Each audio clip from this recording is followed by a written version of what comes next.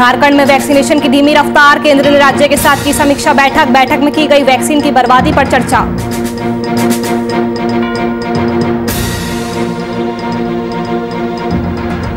झारखंड में कृषि कानून के खिलाफ किसानों का प्रदर्शन जारी, देश भर में मनाया जा रहा किसान काला दिवस, कृषि कानून वापस लेने की मांग।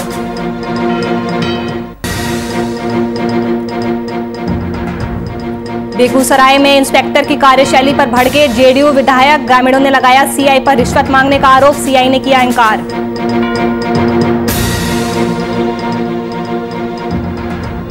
झारखंड में दिख रहा यास का असर, सूबे के कई जिलों में तेज आंधी के साथ बारिश, अलर्ट मोड पर प्रशासन।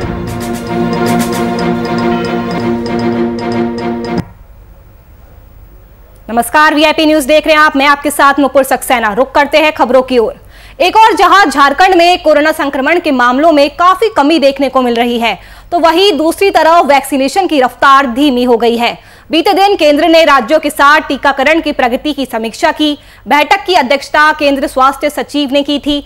उस बैठक में वैक्सीन की बर्बादी पर भी चर्चा की गई, जिसमें झारखंड में 37.3% वैक्सीन की बर्बादी किए जाने की बात सामने आई है। इस बात के सामने आने के बाद बीजेपी ने बर्बादी के लिए राज्य सरकार को जिम्मेदार ठहराया है। वहीं बीजेपी के प्रदेश अध्यक्ष दीपक प्रकाश ने सरकार पर वैक्सीन की कमी के नाम पर घड़ियाली आंसू बहाने का आरोप लगाया है। केंद्र सरकार के द्वारा भेजे गए जीवन रक्षक वैक्सीन की बर्बादी में देश में अव्वल स्थान झारखंड है और 100 में 37 वैक्सीन को बर्बाद करने का काम झारखंड की सरकार और उसकी मैकेनिज्म ने लिया है। और दूसरी तरफ वैक्सीन के नाम पर घड़ियाली आंसू बहाने का आप काम कर रहे हैं। झारखंड की जनता ये सवाल पूछना चाहती है आपसे, मुख्यमंत्री जी से, कि इसके लिए कौन दोषी, केंद्र सरकार या राज्य सरकार?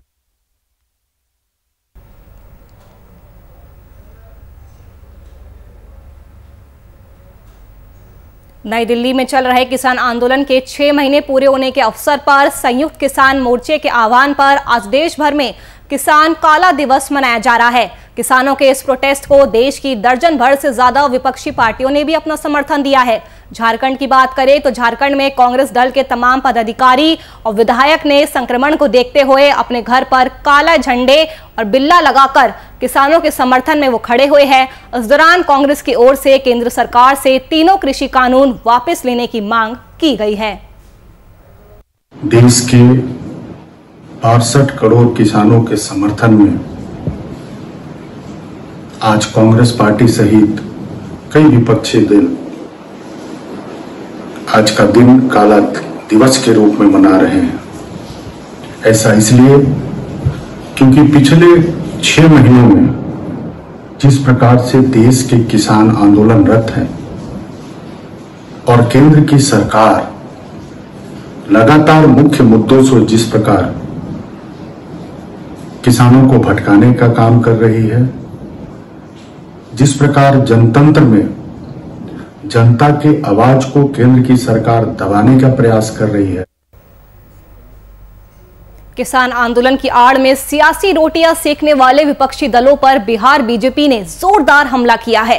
वहीं पार्टी के प्रदेश प्रवक्ता डॉक्टर राम सागर सिंह ने कांग्रेस पर निशाना साधते हुए कहा कि देश के किसान और आम जनता ने उन्हें 7 साल से सत्ता से बेदखल किया है। अब वही किसानों के नाम पर सियासत की खेती आबाद करने पर आमदा हो रहे हैं और लहलहाती सियासी फसल काटने का ताना बाना बुन रहे हैं। आपको बता दें कि बीजेपी प्रवक्ता के अनुसार हर बार की तरह किसान बिल के नाम पर आउट आंदोलन में विपक्ष का सुपर फ्लॉप होना तय है। डॉक्टर राम सागर सिंह ने जोर देकर यह भी कहा कि देश के प्रधानमंत्री ने किसानों को हर तमाम सुविधाएं मुहैया कराई है। देश का किसान भी पीएम की मिल रही मदद का गुणगान कर रहा है। ऐसे में 12 विरोधी पार्टियों के आहूत आंदोलन की पूरी हवा निकल जाएगी। भारत की जनता और किसानों ने जिन राजनीतिक दलों की खेती 7 साल से समाप्त कर दी है, वही कल अपनी राजनीतिक खेती लहलहाने के लिए तथा कथित किसान नेताओं को आगे कर कल आंदोलन करना चाहते हैं। वो सुपर फ्लॉप साबित होगा, क्योंकि किसान जानते हैं कि प्रधानमंत्री नरेंद्र मोदी ही 6,000 रुपया प्रति साल हमको दे रहे हैं। मिनिमम सपोर्ट प्राइस पर 23 फसलों का खरीद भी हो रहा है। कम कीमत पर खाद भी मिल रहे हैं।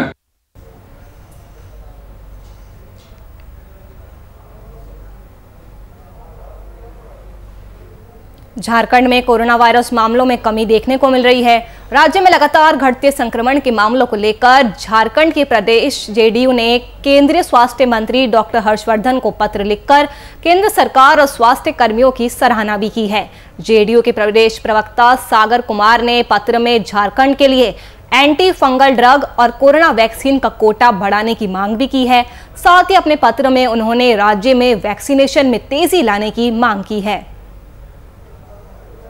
विगत दिनों राज्य में कोरोना संक्रमण के नए मरीजों की संख्या में जिस तरीके से कमी आई है, उसके लिए सर्वप्रथम मैं राज्य के स्वास्थ्य कर्मियों के योगदान और केंद्र सरकार के सहयोग की मैं सराहना करता हूं। हम सभी जानते हैं कि कोरोना संक्रमण के गंभीर बीमारी से स्वस्थ होने के बाद अब एक नया संक्रमण लोगों में देखने को मिल रहा है, जिसको हम ब्लैक फंगस और वाइट फंगस के नाम से जानते हैं। और अभी कल ही एक नया येलो फंगस के नाम से भी संक्रमण सामने आया है। विगत दिनों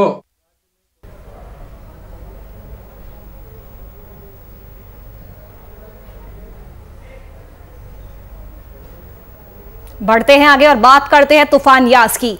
बंगाल की खाड़ी से उत्पन्न हुए चक्रवाती तूफान यास का असर बिहार में दिखना शुरू हो चुका है। राज्य के लगभग तमाम हिस्सों में तेज हवाओं के साथ साथ मूसलाधार बारिश जारी है। हालांकि एक और बारिश जारी है तो दूसरी ओर इस तूफान को लेकर राजनीति भी जारी है। आरजेडी प्रवक्ता मृत्युंजय तिवारी ने एक बार फिर से सरकार पर हमला बोलते हुए यास तूफान से लड़ने के लिए सरकार को विफल बताया है। उन्होंने सरकार को तूफान से लड़ने के लिए तैयारियों को देखने वाली बात बताई है।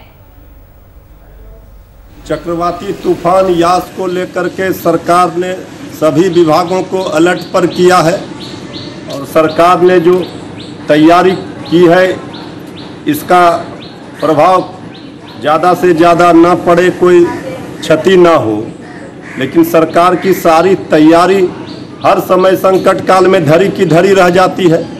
सरकार सिर्फ घोषणा कर देती है कि अलर्ट पर है, सरकार सभी विभागों को सचेत कर देती है, सरकार की तैयारी पूरी है, लेकिन हर बार देखा गया है कि जब भी संकट आती है, चाहे पटना राजधानी में जल जमाव का मामला हो, चाहे कोरोना काल का मामला हो, उस समय सरकार की सारी तैयारी धरी की धरी रह जाती है, हवाई साबित।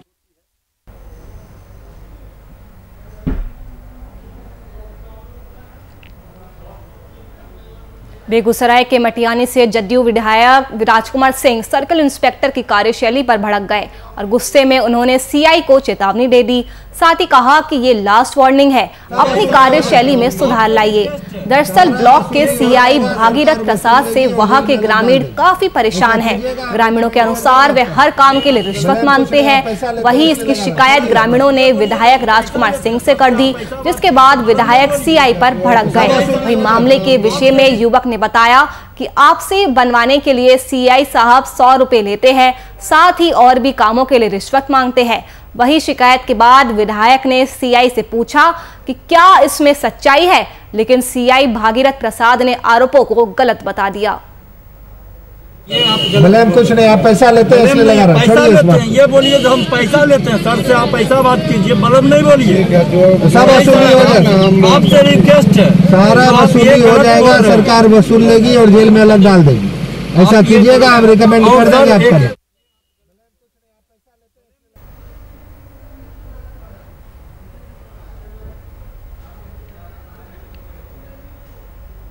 बिहार सरकार यास तूफान को लेकर क्या क्या तैयारी कर रही है, इस पर भी राजनीति शुरू हो गई है। कांग्रेस के प्रवक्ता राजेश राठौर ने हमला बोलते हुए कहा कि चक्रवर्ती तूफान अब बिहार में भी दस्तक देने को आतुर है। ऐसी स्थिति में बिहार सरकार की तैयारी नजर में है। नीतीश कुमार जी पुराने ढेरों में एक्चुअल तैयारी से अलग वर्चुअल तैयारी कर रहे हैं। चक्रवाती तूफान यास अब बिहार में भी दस्तक देने को आतुर है। ऐसी स्थिति में बिहार सरकार की तैयारी नगण्य है। नीतीश कुमार जी पुराने ढर्रों में एक्चुअल तैयारी से अलग वर्चुअल तैयारी कर रहे हैं। पूरा देश कोरोना काल में वर्चुअल काम कर रहे हैं और नीतीश कुमार जी पिछले 16 साल से वर्चुअल काम कर रहे हैं।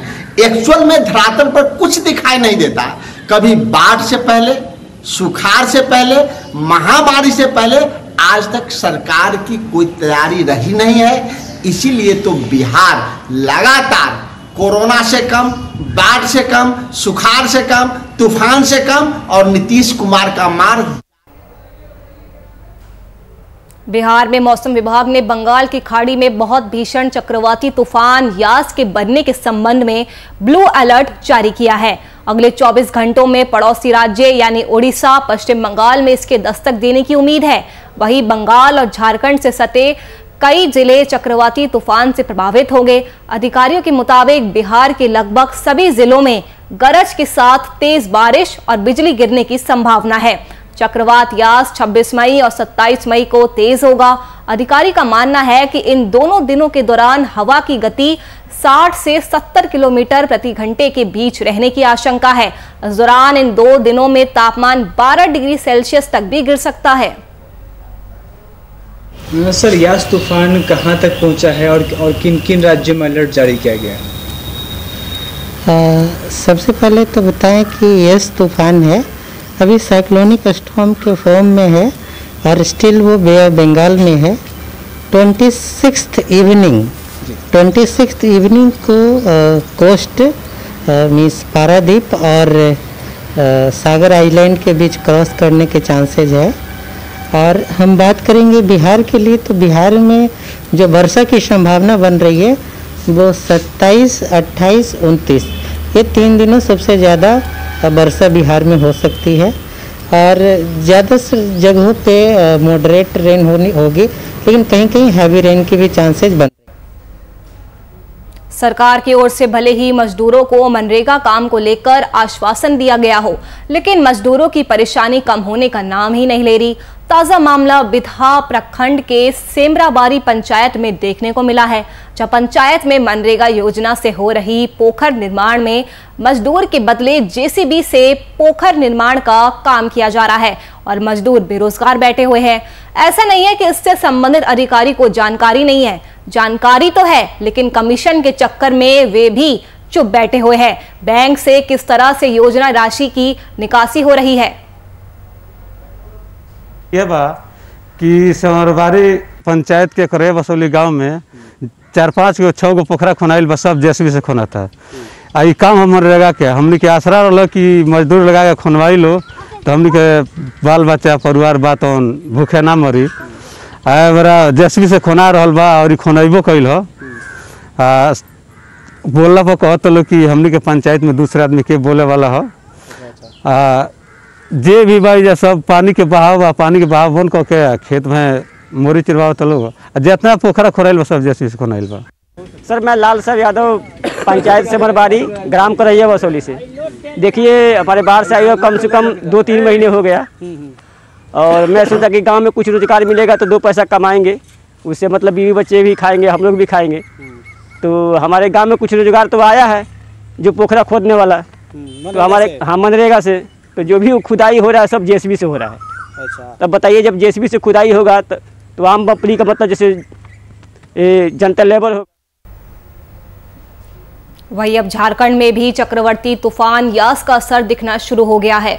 मौसम विभाग की ओर से तूफान को लेकर राज्य सरकार को कई हिस्सों में अलर्ट जारी करने का निर्देश दिया गया है। इस निर्देश के आलोक में झारखंड सरकार के आपदा प्रबंधन विभाग ने प्रभावित इलाकों की तमाम तैयारियों को सुनिश्चित करने का आदेश दिया है। बता दें कि आपदा प्रबंधन विभाग के मंत्री बन्ना गुप्ता ने तैयारियों को लेकर मीडिया से बातचीत के दौरान जानकारी दी है।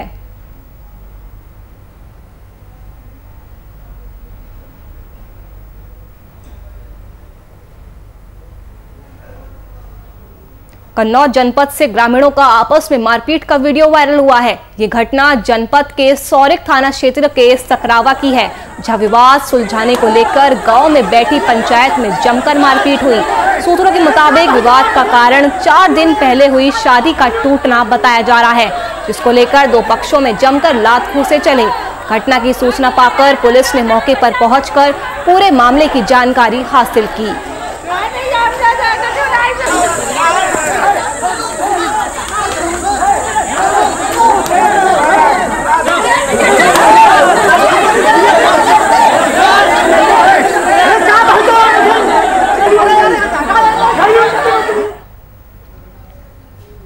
बिहार के मुजफ्फरपुर में शराबबंदी के बाद भी शराब तस्कर तरह तरह के हथकंडे अपना रहे हैं। वहीं अहियापुर थाने की पुलिस ने भीकनपुरा में ट्रैक्टर के टेलर में बने चैम्बर से 57 कार्टन से अधिक विदेशी शराब जब्त कर ली। इसके साथ ही पुलिस ने 3 शराब तस्करों को भी गिरफ्तार किया है। वहीं एक कार भी इस पूरे मामले में जब्त की गई है। शराब जब्त किया गया है। वरीय पदाधिकारी के द्वारा सूचना दिया गया था कि भीकनपुरा के पीछे बांध में एक ट्रैक्टर लगा हुआ है, उसके नीचे में तहखाने में शराब छिपा कर रखे हुए हैं। इस सूचना का सत्यापन आवश्यक कराने में हम लोग उधर गए और ड्राइवर एक पकड़ा गया है, उसके से खुलवा कर देखा गया तो तहखाने में रखा हुआ था, जिसे हम लोग गिरफ्तार कर थाना पर लाए हैं। उससे पूछताछ जारी है। इसके आधार पर अन्य ठिकानों पर भी हम लोग छापामारी करेंगे।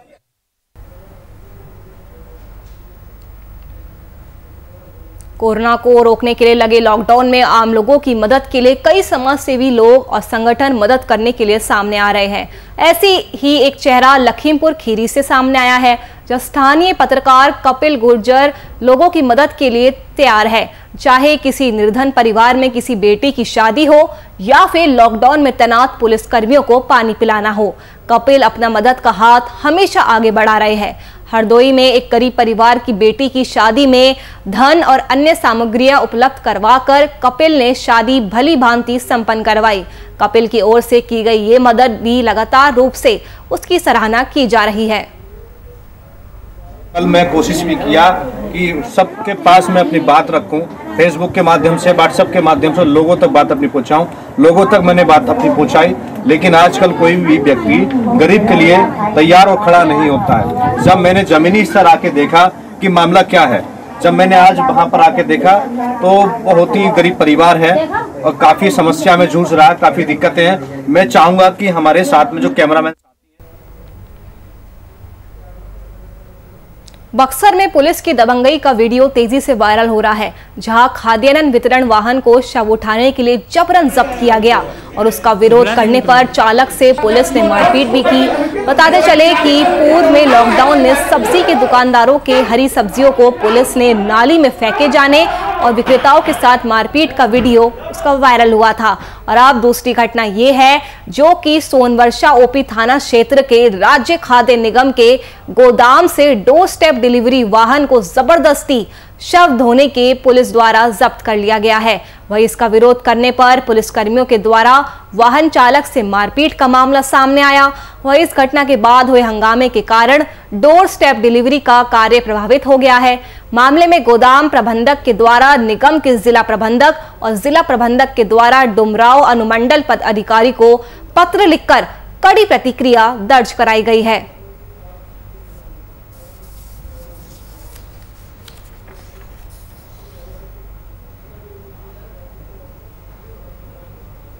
तो पुलिस की दबंगई का वीडियो सामने आया है, जहां डोर स्टेप डिलीवरी का काम भी उस वजह से प्रभावित हो गया है। पुलिस ने दुकानदारों की सब्जियों को नाली में फेंका था और इसके बाद काफी ज्यादा विरोध हुआ और अब पत्र लिखकर पूरे मामले में एफआईआर दर्ज कराई गई है। तो खाद्यान्न वितरण वाहन को शव उठाने के लिए जबरन जब्त किया गया। उसका विरोध करने पर चालक से पुलिस ने मारपीट भी की थी।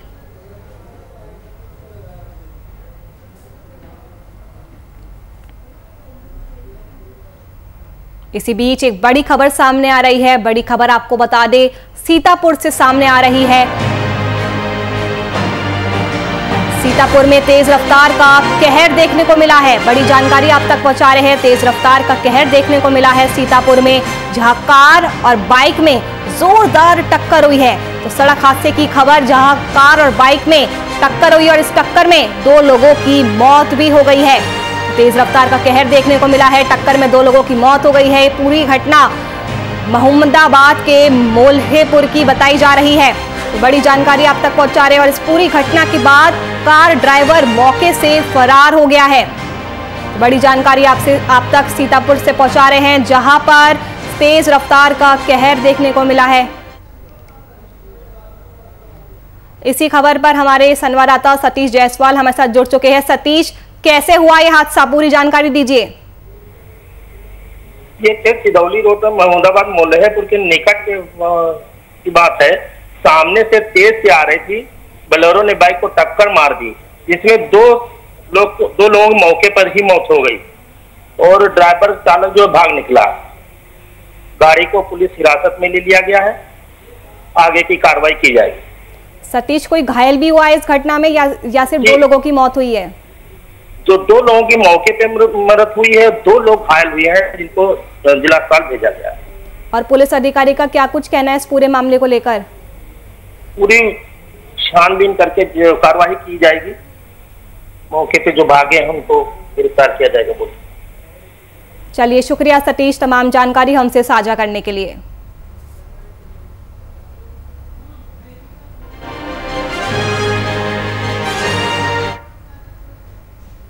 मुजफ्फरपुर के इमामगंज मोहल्ले के लोगों ने सड़क निर्माण की गुणवत्ता से नाराज होकर प्रदर्शन किया और साथ ही घटिया निर्माण का आरोप लगाते हुए लोगों ने नगर निगम के खिलाफ नारेबाजी भी की। इस दौरान इमामगंज मोहल्ला समिति के अध्यक्ष मोहम्मद जावेद खान ने बताया कि पीर मोमिन शाह मजार मुख्य सड़क के निर्माण की गुणवत्ता ठीक नहीं है।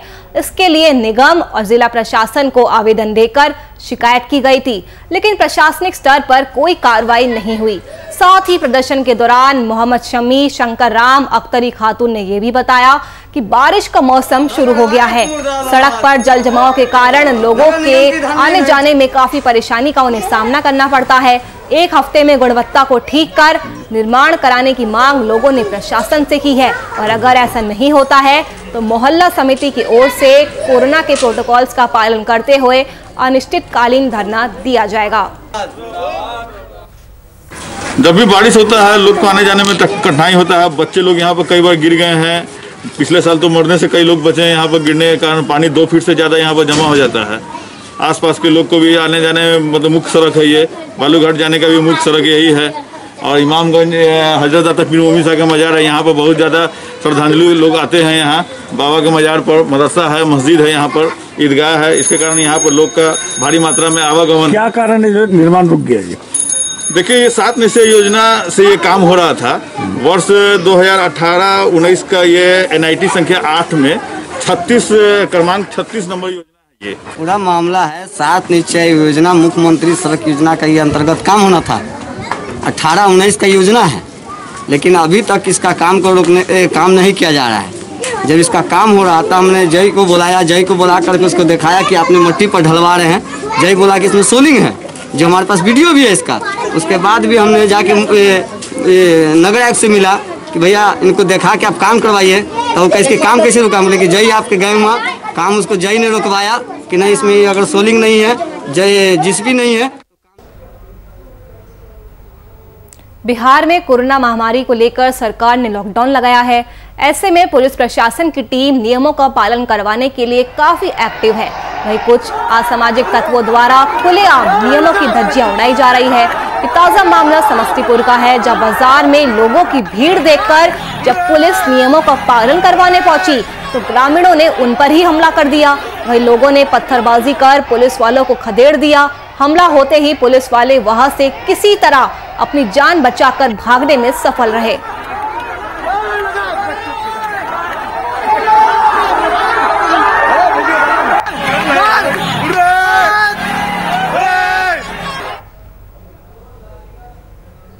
कोरोना काल में व्यवस्थाओं की कमी के कारण आम जनमानस की परेशानी के किस्से आए दिन सामने आ रहे हैं और ऐसा ही कुछ औरंगाबाद से सामने आया है, जहां काराकाट सांसद महाबली सिंह की ओर से सामुदायिक स्वास्थ्य केंद्र को दिए गए एम्बुलेंस बेकार पड़े हुए हैं। इस मामले में नबीनगर विधायक ने सांसद के दिए एम्बुलेंस पर सवाल उठाते हुए कहा कि दिए गए एम्बुलेंस BS3 नॉर्म्स के हैं, जिनका पंजीकरण काफी पहले बंद हो गया है। उन्होंने सांसद पर निशाना साधते हुए कहा कि महाबली सिंह ने जानबूझकर एम्बुलेंस के तौर पर BS3 वाहन मुहैया कराए हैं।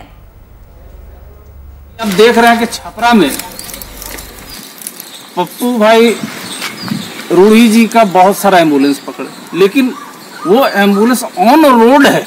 सबसे बड़ी बात है कि उसका रजिस्ट्रेशन है, उसका इंश्योरेंस है। ये क्लेम किया गया था कि ड्राइवर नहीं है। हम तो कह रहे हैं कि यहाँ ड्राइवर भी है, सब कुछ है, लेकिन ये गाड़ी चलने के योग्य नहीं है, क्योंकि न इसका रजिस्ट्रेशन है न इंश्योरेंस है। अगर किसी ड्राइवर को बैठा देते हैं, एक्सीडेंट होता है तो जवाबदेही कौन लेगा?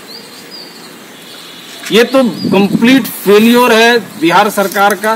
13 साल से नीतीश जी की ही सरकार है, इन्हीं के स्वास्थ्य मंत्री रहे हैं, सभी लोग रहे हैं। उसके बावजूद भी इतना बड़ा पैंडेमिक के भी समय में इतना बेकार काम इस तरीके से किया गया है कि पब्लिक सोचने के लिए मजबूर है। क्योंकि हमको हर जगह से फोन आ रहा था इस बार कोरोना काल में कि भैया एम्बुलेंस चाहिए, एम्बुलेंस चाहिए। एम्बुलेंस नहीं मिल रहा था तो प्राइवेट गाड़ियों से ले जाए। चलिए फिलहाल के लिए इस बुलेटिन में मेरे साथ इतना ही। देश और दुनिया की तमाम खबरों के लिए आप देखते रहिए VIP न्यूज़। नमस्कार।